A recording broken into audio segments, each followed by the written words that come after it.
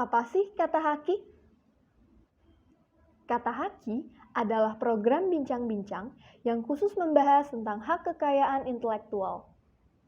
Dalam kata haki, kita akan membahas materi-materi khusus yang berkaitan dengan merek, hak cipta, desain industri, serta paten yang berkaitan dengan berbagai isu lainnya terkait hak kekayaan intelektual.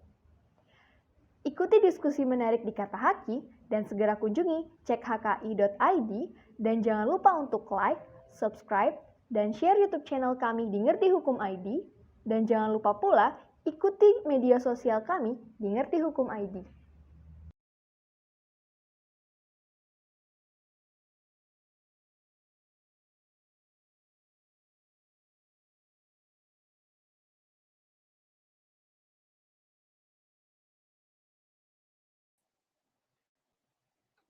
Oke, halo, selamat sore. Saat ini dari kita cek kata haki. Saat ini kita akan membahas soal HKI dalam film dokumenter. Dan di sini sudah bersama saya, Mas Prayudis Dharma, yakni seorang konsultan HKI yang sedang menempuh pendidikan doktoralnya di University of South Wales. Mas Prayudi.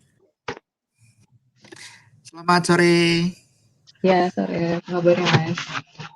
Walat sedikit, bukan University of New South Wales, tadi University of iya. Newcastle. Oke, iya. Sorry. Sama, dekat tetanggaan tapi beda. Oke, iya. Siap, Mas. Sehat-sehat, Mas Prayudi? Alhamdulillah, sehat-sehat. Nih lagi di masa-masa di mana kata sehat-sehat itu begitu berharga ya. Berharga. Betul. Iya. Dan kabar sehat selalu itu berharga Ya, sekarang. segera bisa berlalu lah. Iya, betul. Ngomongin Gimana nih, Mbak? soal Kita ngobrol apa nih sore ini nih? sore ini tuh aku agak sedikit penasaran soal isu-isu terkait film dokumenter sih, Mas Prayudi. Oh, Jadi kan oke. banyak ya produksi-produksi film dokumenter sekarang ini yang ya sedikit banyak jadi sumber informasi buat kita. Bahkan beberapa training atau pelatihan itu kayak ambil cuplikan-cuplikan juga gitu dari film-film dokumenter. Nah, dan gak banyak orang tahu juga ternyata ada loh HKI di dalam film dokumenter ini. Mungkin bisa sedikit diceritain ya, Mas. Kira-kira gimana sih HKI di film dokumenternya? Oke, ya sebenarnya sih kalau misalnya kita bicara soal dokumenter, secara umum sih film apapun jenisnya. Jadi kalau pengertian film kan bisa dikatakan sebagai istilah paling sederhananya ya gambar bergerak lah gitu ya. Motion, makanya kalau di Amerika khususnya disebutnya tuh motion pictures, gambar bergerak. Jadi karena memang kalau si realnya itu atau kalau zaman dulu ya, sekarang kan hampir semua mungkin sudah digital, tapi kalau masih pakai konvensional yang pakai reel tuh kayak klise, kalau foto itu kalau di zoom itu isinya ya tiap adegan tuh terbagi dalam frame-frame yang kalau diputar dalam kecepatan tertentu jadi bergerak gitu. Jadi ibaratnya tuh kalau orang bikin film itu sebenarnya prinsipnya adalah orang dipotret secara sekuensial, secara berurutan dengan kecepatan tertentu, kecepatan tinggi tertentu, sehingga pergerakan dia terekam. Nah, nanti diputar lagi si gambarnya, fotonya itu yang sekuensial itu diperlihatkan lagi dengan kecepatan yang tertentu juga sehingga ada efek bergerak. Kan sebenarnya itu ya prinsip kerjanya awalnya begitu. Ada frame. Nah, meskipun sekarang mungkin sudah digital, tapi tetap konsepnya adalah frame itu tadi.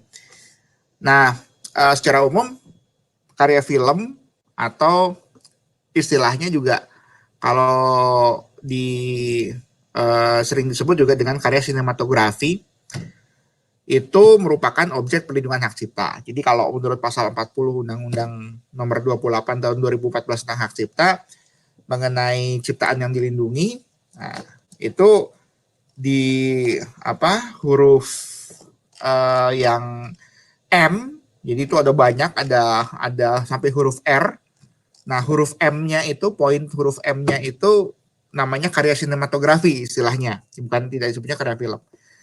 Nah, kalau di cakupan pengertian undang-undang hak cipta ini, yang namanya karya sinematografi atau karya film itu ciptaan yang berupa gambar bergerak itu tadi, motion picture atau moving image, yang antara lain nih, ada film dokumenter, film iklan, reportasi, atau film cerita yang dibuat dengan skenario, dan film kartun. Nah, ini saya kurang tahu ini mengenai penjelasannya ini mengacu referensinya kemana, tapi agak-agak kategorian detailnya itu agak kalau menurut saya masih agak random juga ya. Nah, tapi intinya adalah yang disebut dengan karya sinematografi itu mencakup jenis film apapun, termasuk diantaranya film dokumenter.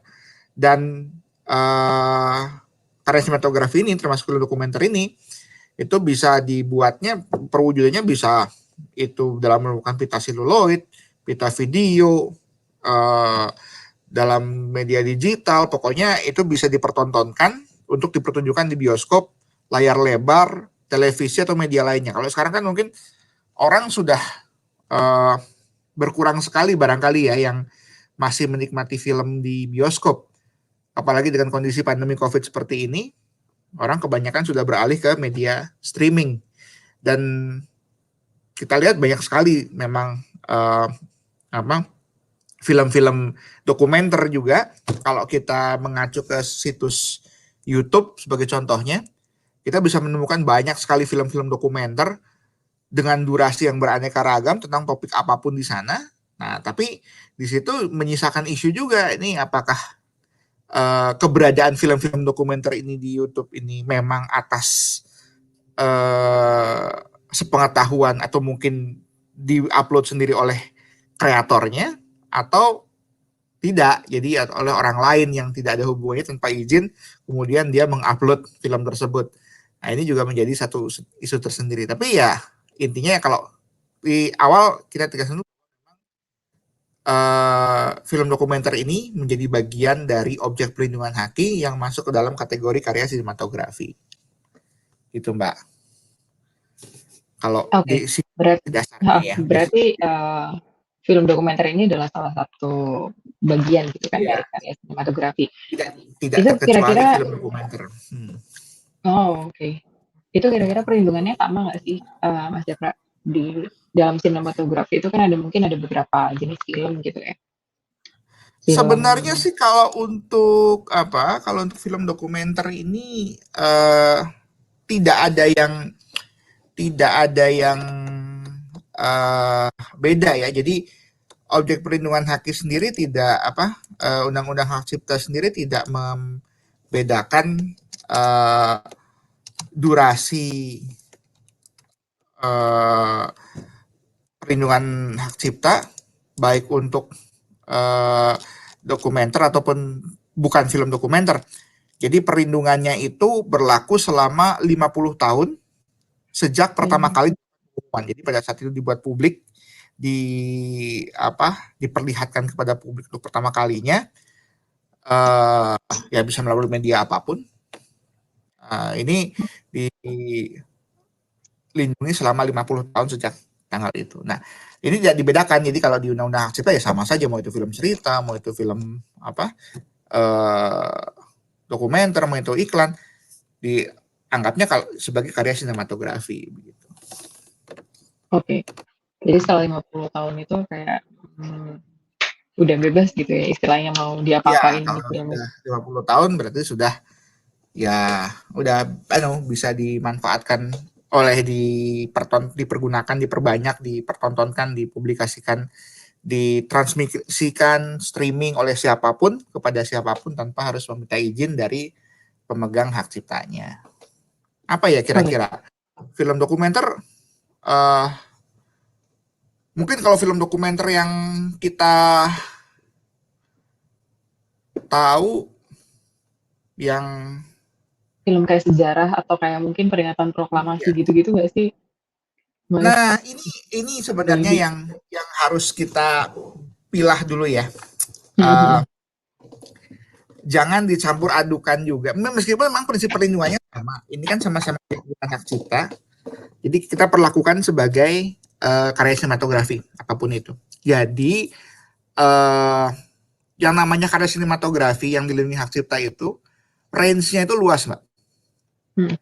Jadi mulai dari sekedar bahkan apa yang kita upload misalnya di medsos dengan katakanlah Instagram video gitu ya.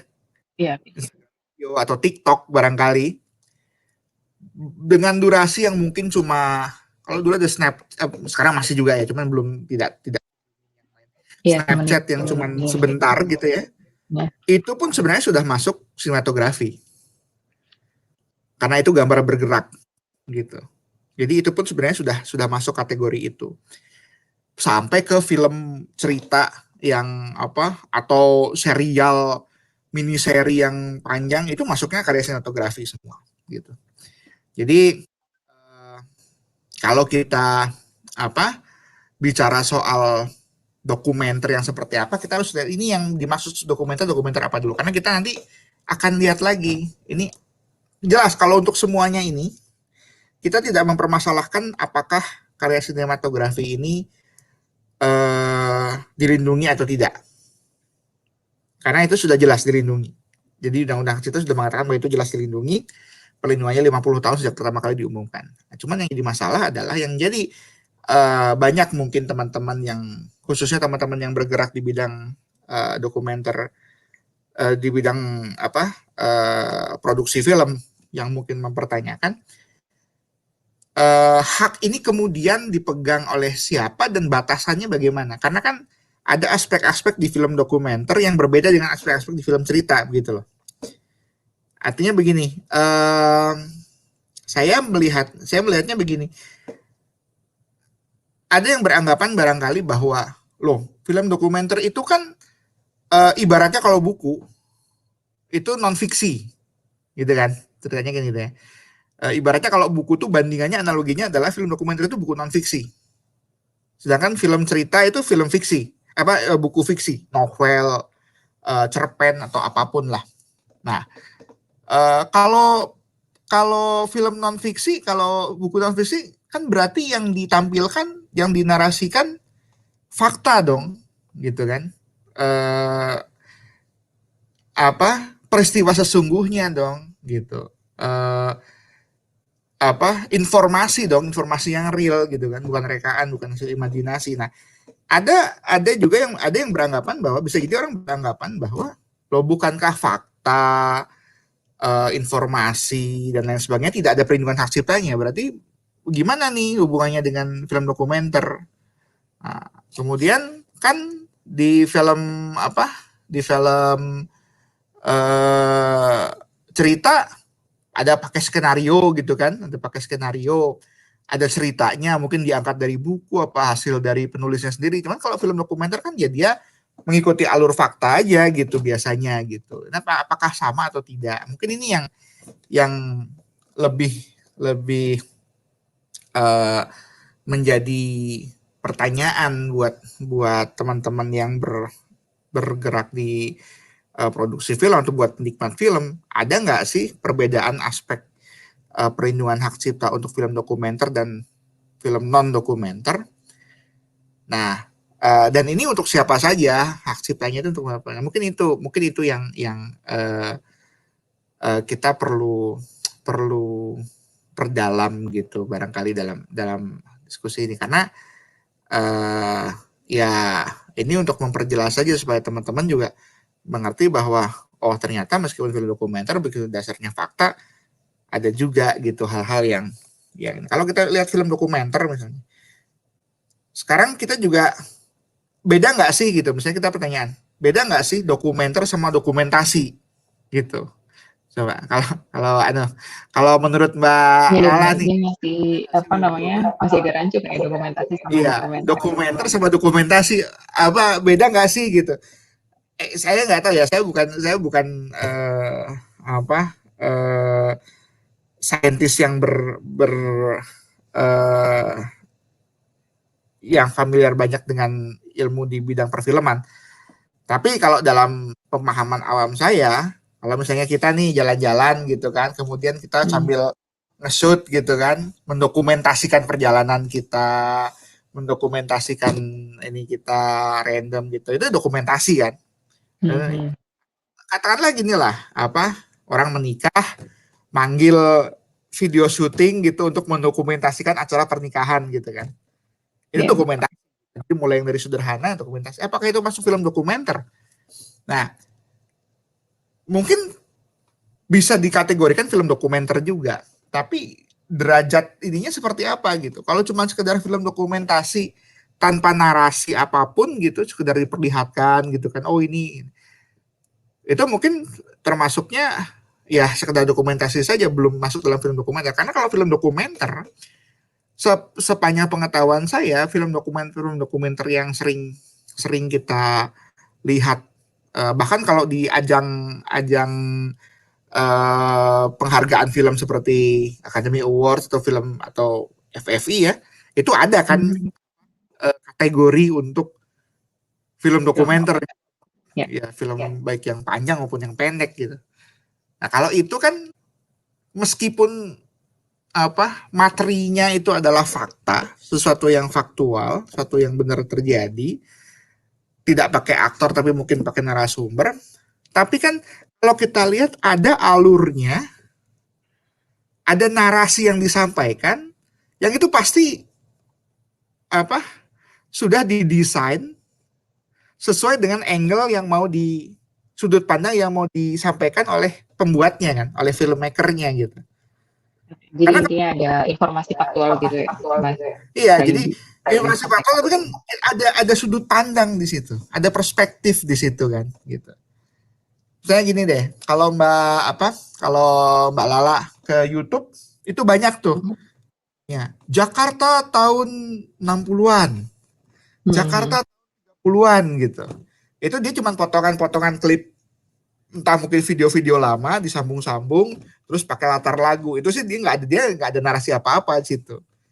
Tapi begitu kita melihat bahwa eh, membandingkan Jakarta 3 tahun 30-an dengan eh, Jakarta Sekarang. saat ini, dengan ada pertanyaan-pertanyaan yang sifatnya apa evaluasi apa apakah Jakarta menjadi semakin baik atau tidak gitu, gambar-gambar tadi dipergunakan kemudian dirangkai dalam sebuah narasi yang sesuai dengan sudut pandang yang mau disampaikan oleh si pembuat film, itu kan menjadi suatu karya yang berbeda, ada aspek originalitas di situ gitu kan, aspek originalitas yang kemudian membuat itu menjadi punya value, punya nilai tersendiri yang membedakan dengan sekedar tayangan apa shoot apa hasil-hasil apa tangkapan kamera biasa yang belum dikompil dan belum belum dikompilasi, belum Belum diedit. dinarasikan Ya. lupa gitu kan. Nah ini kan sebenarnya sama saja dengan derajatnya dengan ini kan film cerita sebenarnya. Mungkin contoh nih, ini mungkin mohon maaf tapi saya karena ini yang terkenal barangkali ya, mungkin kita mengambil contoh yang kontroversial tapi ini relevan. Misalnya begini, kalau film cerita, nah pertanyaannya adalah kalau film cerita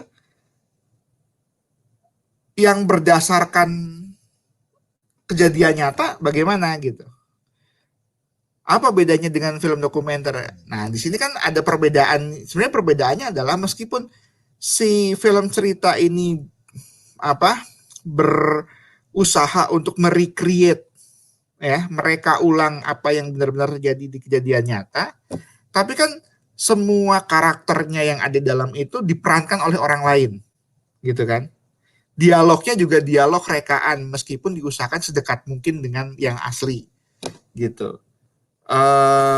Apa semua narasi yang ada di situ yang disampaikan melalui dialog juga rekaan.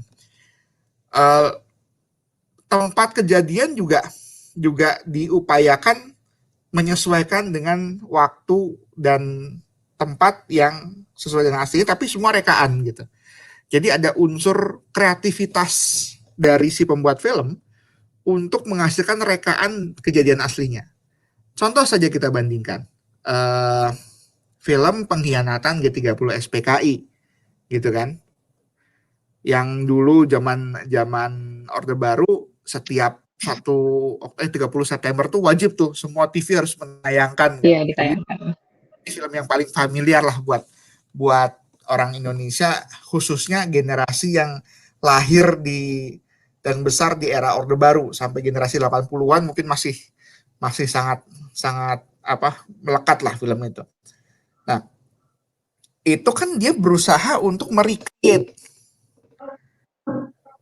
apa yang terjadi di tanggal 30 September dan 1 Oktober itu, berusaha di-recreate dengan mengumpulkan. Jadi si pembuat filmnya, almarhum Arifin Senur ini, dia riset.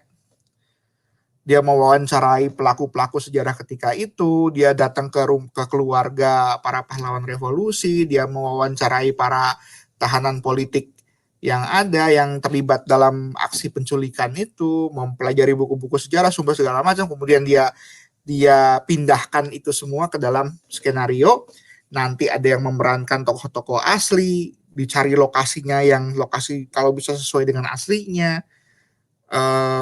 Meskipun itu dibuat tahun 80-an, tapi kemudian dicarikan properti dan kelengkapan semua yang menunjang terciptanya suasana tahun 60-an.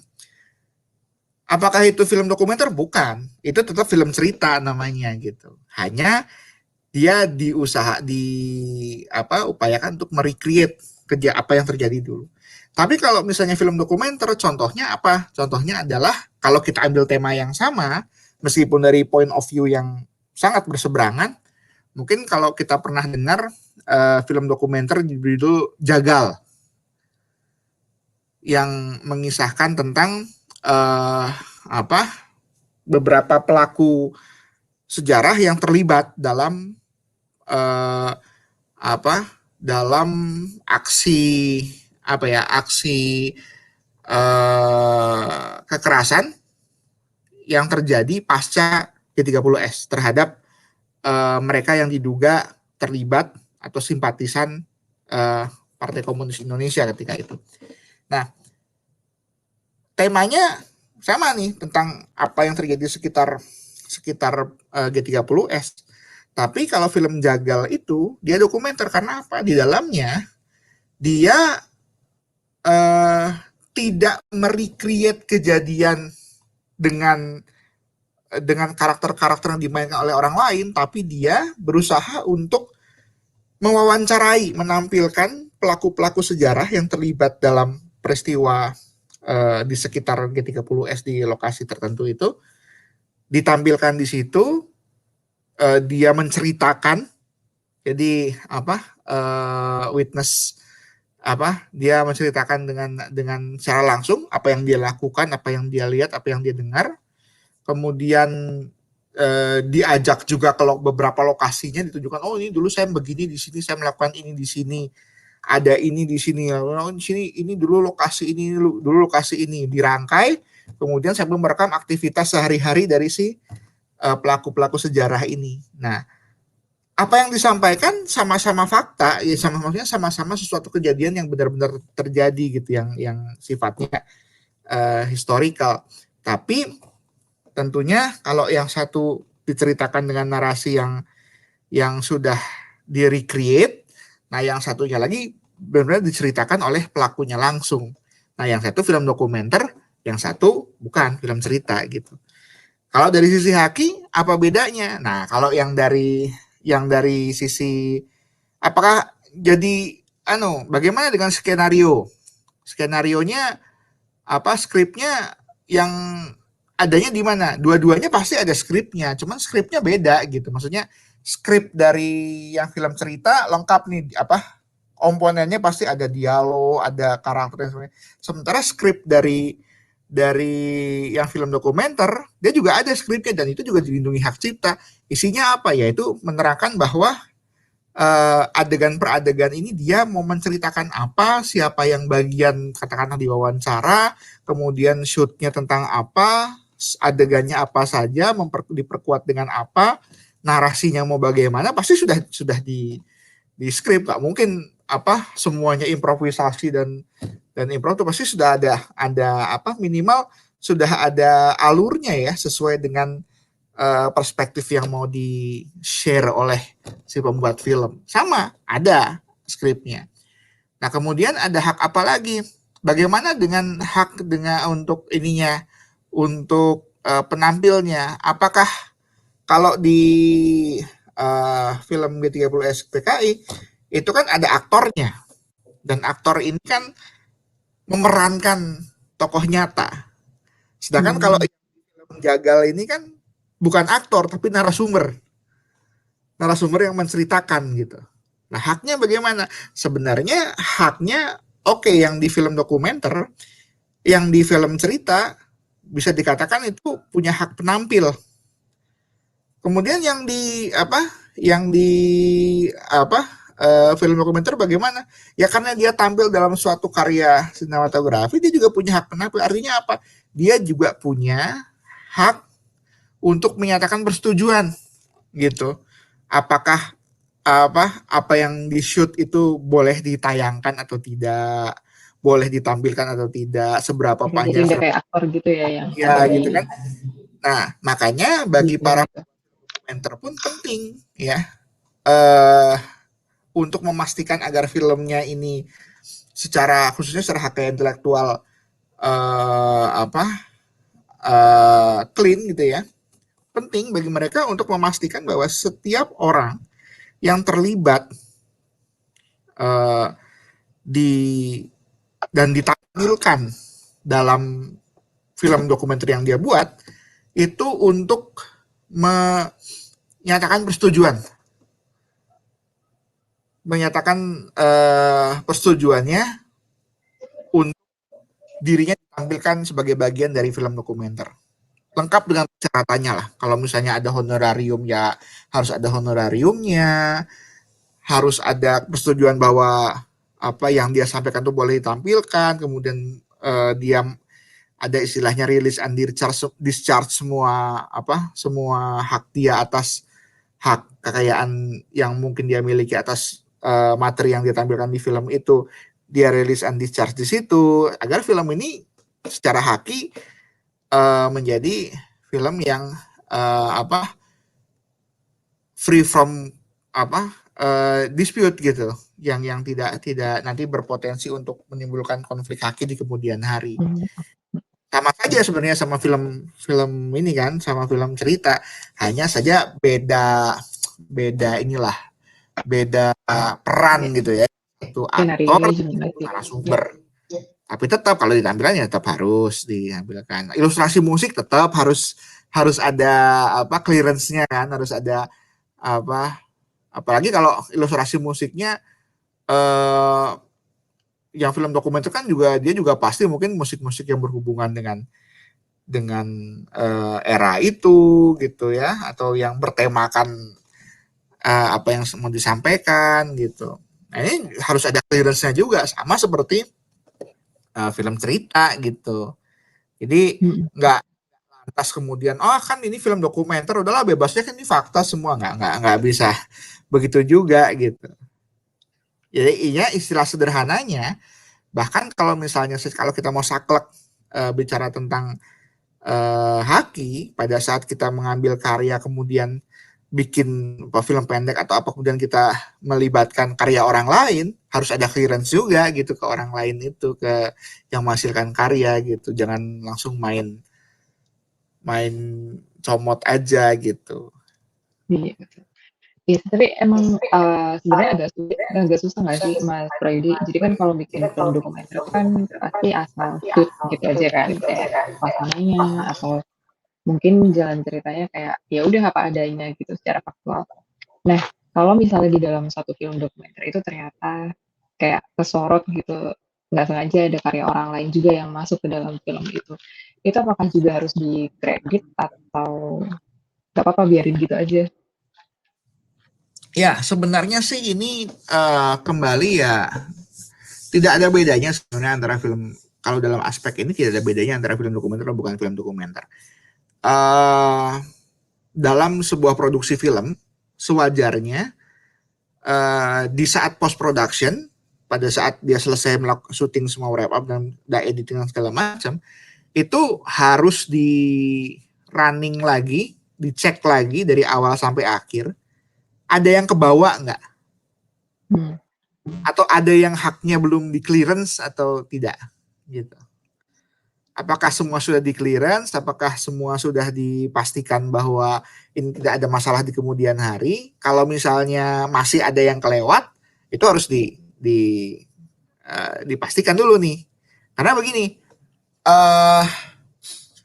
ada hal-hal yang kalau saya boleh katakan bahwa kenapa selama ini film Indonesia khususnya itu agak jarang kita lihat tayang di luar Indonesia ya, didistribusikan di Indonesia. Ya banyak yang bilang bahwa itu ada kendala bahasa dan sebagainya. Cuman kan kendala bahasa kan ada subtitle ya. Film Korea Parasite atau apa pun kita nggak ngerti bahasanya, di subtitle kita bisa ikut ketawa-ketawa kok, gitu kan. nggak ada bahasa. Yang ini masalah adalah banyak faktornya itu disebabkan oleh di film-film Indonesia ini, apalagi yang dulu-dulu, dalam produksinya, dalam penyelesaian produksinya itu luput memikirkan apa yang disebut dengan istilahnya tuh, kalau istilahnya itu dokumen chain of title. Jadi dokumen chain of title dalam produksi film itu adalah sebuah dokumen di mana isinya merangkum semua rilis dari hak-hak siapapun yang terlibat dalam produksi. Jadi ada yang dirilis dari aktornya, dari penulis skenario, dari sumber cerita, dari semua yang punya karya terlibat di situ, desainer kostum segala macam sudah rilis dan disas bahwa kostumnya dipakai buat film ini, udah dengan dia setuju untuk dimuat, kemudian interiornya semua dia sudah disas bahwa semua haknya sudah, itu semua sudah harus ada di dokumen itu, harus ada dan lengkap. Kenapa? Pentingnya apa? Sehingga pada saat film ini kemudian kan dalam industri film itu pembuat film sangat jarang pembuat film itu memperdagangkan sendiri filmnya kemana-mana gitu. Ya capek dong kalau dia mesti keliling dunia kalau mau ditayangkan di Indonesia aja nggak mungkin dia datangin satu-satu bioskop kan. Iya betul. Bioskop deh mau muter film saya kan nggak mungkin gitu. Ada yang namanya movie publisher.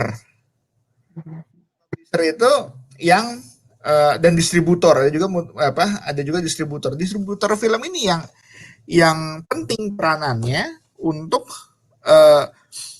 memastikan bahwa film ini tayang di bioskop-bioskop yang sesuai dengan segmennya gitu.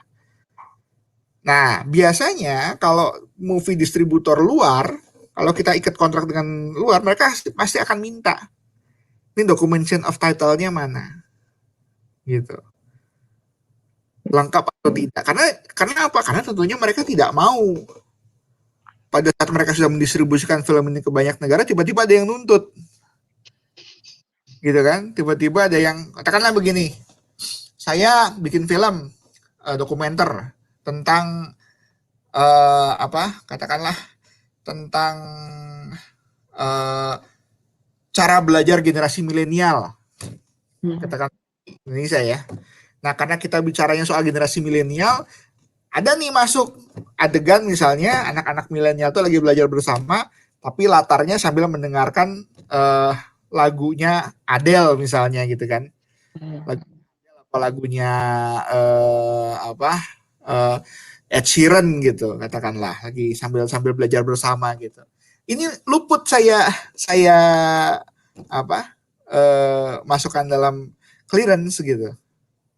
Nah, dia nggak mau dong tiba-tiba film ini didistribusikan kemudian dipasarkan di bioskop-bioskop di Amerika, tahu-tahu nanti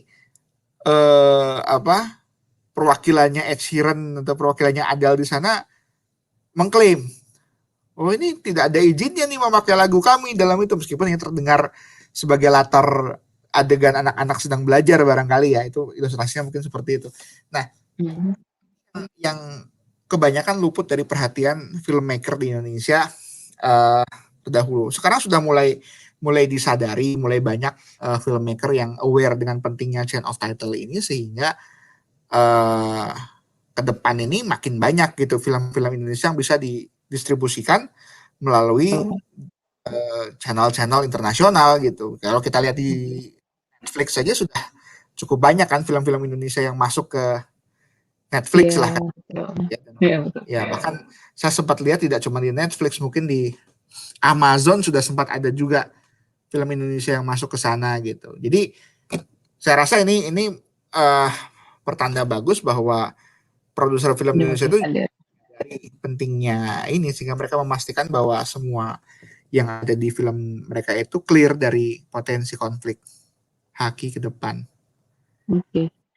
Iya, tadi kan itu mungkin jika ada bentuk pelanggaran-pelanggaran di satu film dokumenter dan mungkin disadari sama industri yang merasa karyanya ada di film itu terus kemudian tidak dicantumkan.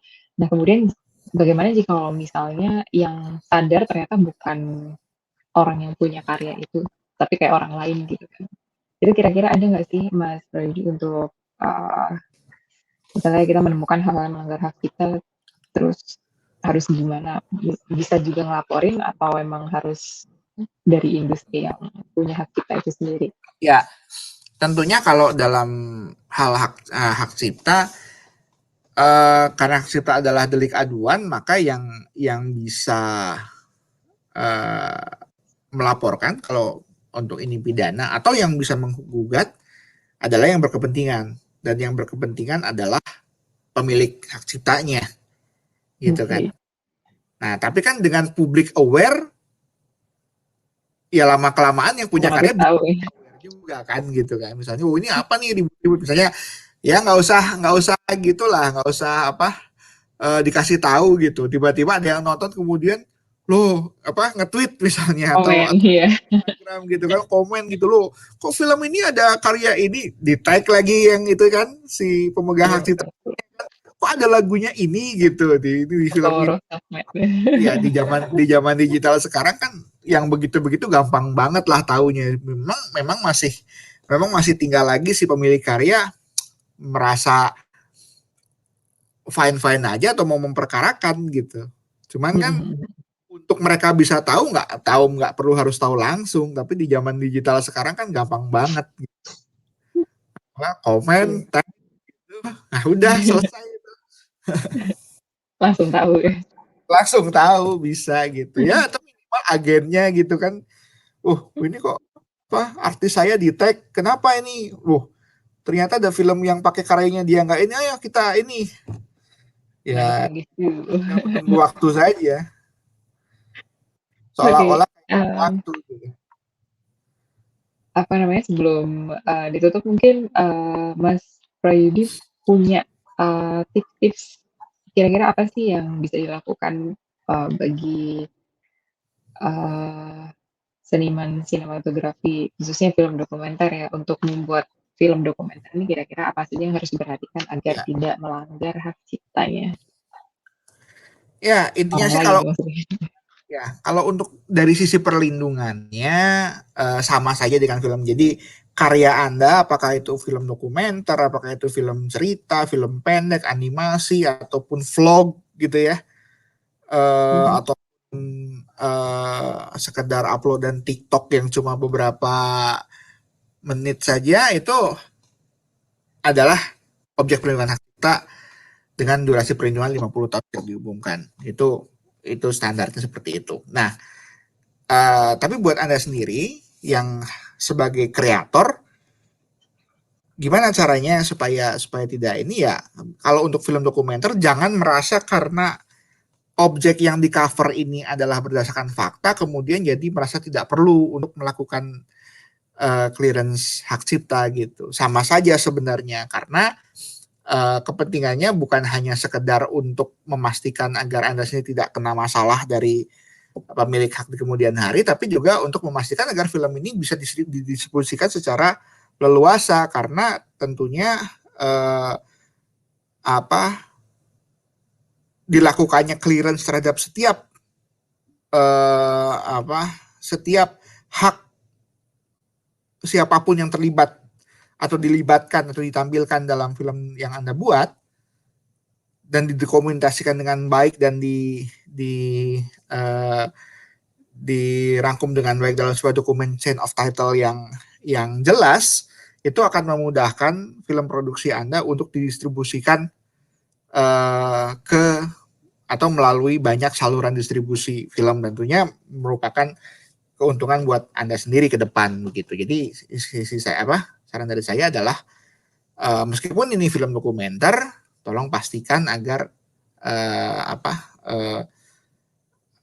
semua yang terlibat, semua yang muncul dalam karya sinematografi Anda itu secara haki aman begitu. Nah, ini saya satu saja, ini contoh. Saya beberapa minggu yang lalu melihat sebuah vlog.